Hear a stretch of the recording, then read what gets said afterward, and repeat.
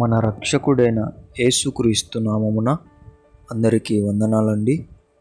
ఈరోజు దేవుని మాటలు యోహాను సువార్త 15వ అధ్యాయం 8వ వచనం. మీరు బహుగా ఫలించుట వలన నా తండ్రి మహిమపరచబడును. ప్రియమైన దేవుని బిడ్డలారా, దేవుని బిడ్డలుగా మన అందరికీ కూడా ఫలించాలని ఆశ ఎంతో ఉంటుంది. కానీ శోధనలు సంభవిస్తున్నప్పుడు మనం పడిపోతూ ఉంటాం. కష్టాలు సంభవిస్తున్నప్పుడు మనము దేవునిలో నుంచి దిగజారుతూ ఉంటాం.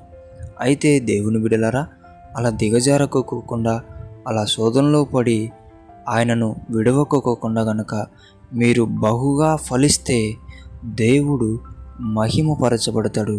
అది ఎవరిని బట్టి అంటే నిన్ను బట్టి.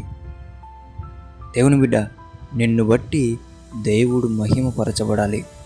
ఎప్పటికీ కూడా నిన్ను బట్టి ఆయన బాధపడకూడదు. దేవుని బిడ్డలుగా మనందరిని బట్టి దేవుడు ఎప్పుడైతే మహిమపరచబడతాడో అప్పుడే మనం ఫలించబడ్డాము, మనము ఫలించాము అని అర్థం. దేవుని బిడ్డలారా, ప్రతి ఒక్కరు కూడా దేవునిలో ఫలించి, దేవునిలో వృద్ధి కలిగి జీవించి దేవునితో పాటు నడిచే బిడ్డలుగా ఉంటారని, దేవుని మహిమపరిచే బిడ్డలుగా ఉంటారని దేవుని బిడ్డ మనవి చేసుకుంటున్నా. దేవుడి మాటలను దీవించును గాక. ప్రార్థించుకుందాం. దేవానికి వందనాలు, స్తోత్రాలయ్యా.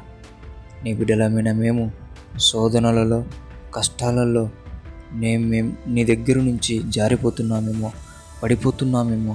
అలా ఉండకోకుండా ఎల్లప్పుడూ శోధనలు తట్టుకొని, కష్టాలు తట్టుకొని నిలబడి ఫలించే బిడ్డలుగా మమ్మల్ని లేవనెత్తండి ప్రభువా.